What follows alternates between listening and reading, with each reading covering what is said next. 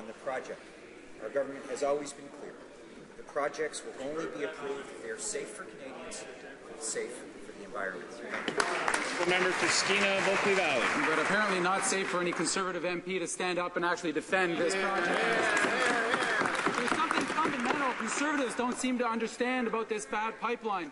The people of British Columbia just don't want it. 130 First Nations have said no. The province, the municipalities, and 2/3 of all British Columbians have told this government clearly, time and time again, no. Exactly what part of no doesn't the Conservative government understand? The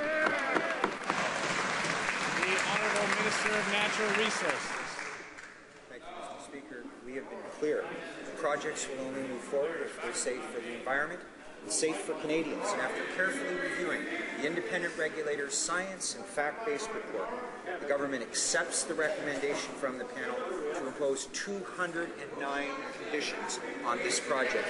It will be up to the proponent to show the regulator, to show Canadians that these conditions have been met. Thank you. The Honourable Member for Skeena, Bulkley Valley. Suddenly the members of the Flat Earth Society believe in science and making decisions.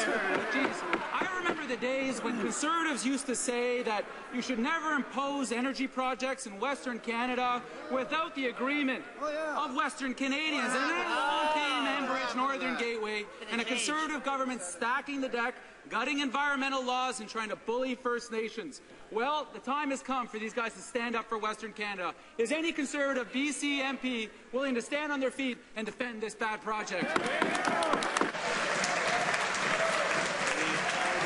Minister of Natural Resources. Canada's environmental standards are stronger than ever, and we appreciate the hard work of these independent, science and fact-based panels to do their important work. We've improved pipeline, marine, and offshore safety and are ensuring that companies, not taxpayers, are held responsible in the remote case of an incident. The provinces and territories agree. And important progress is being made to reform our regulatory system and strengthen environmental protection. Thank you, Mr. Speaker.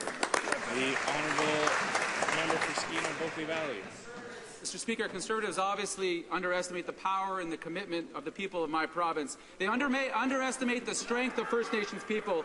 They underestimate the fact that they are more united now than ever, that First Nations and non-First Nations are standing shoulder to shoulder against this government and its plans for our province. So when are Conservatives MPs going to find even an ounce of courage to stand up to this Prime Minister, stand up to the oil lobby, and stand up for British Columbia?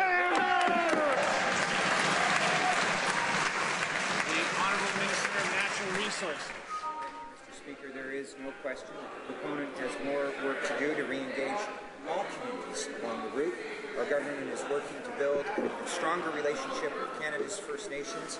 Our response to the AFERD report is a first and important step in building a relationship with First Nations communities. The natural resource sector, of course, is the largest private employer of First Nations people in Canada. Mr. Speaker, First Nations have and will continue to benefit and contribute to the environmental stewardship and economic benefits of responsible resource development. Thank you. The Honourable Member for Skeena, Bulkley Valley. How about one last chance for one of these Conservative MPs, shall we? How about the member from Port Moody, the senior Conservative MP from BC, and he can stand up and tell the people of his riding why he's abandoning them in favour of serving this Prime Minister. The people of British Columbia understand that Enbridge Northern Gateway is a bad project for them, a terrible idea for First Nations, and a disaster waiting to happen for our environment.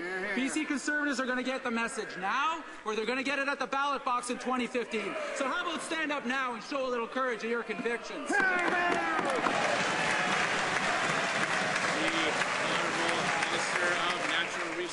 Thank you, Mr. Speaker. Our decision is based on the conclusions of an independent, science and fact-based review panel.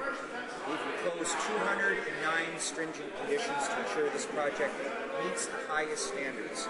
The panel heard from nearly 1,500 participants, 21 communities, and reviewed more than 175,000 pages of evidence. There is no question the proponent has more work to do with communities along the way. Thank you, Mr. Speaker. Member